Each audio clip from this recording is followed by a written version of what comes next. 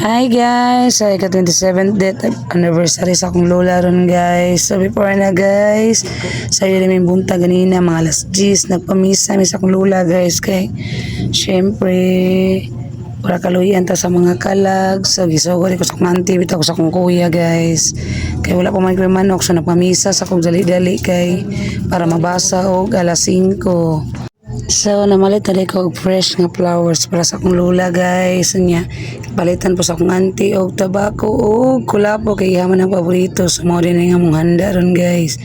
So, mo na sponsor sa akong kuya. Salamat kuya. Kinahagi mi pang snacks sa minteryo. So, ako na rin nag-prepare sa mga pagkaon na mo guys kay para i-distribute talaga po sa minteryo. Pwede namin magtakos-takos.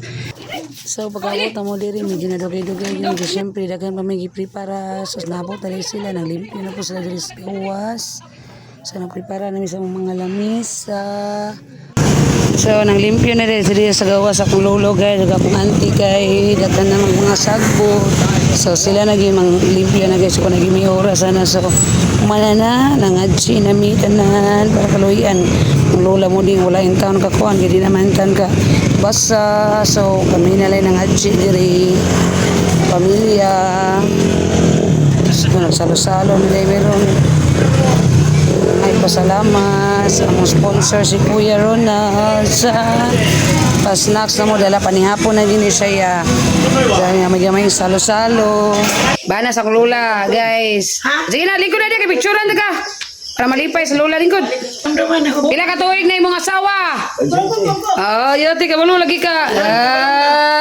kabalo pa ka kabalo ka na moy kanumlum ni ka kay kula-pula paborito nimo og tostos so humana nami paginahinay ng taon may kikibiin na malina naman wapa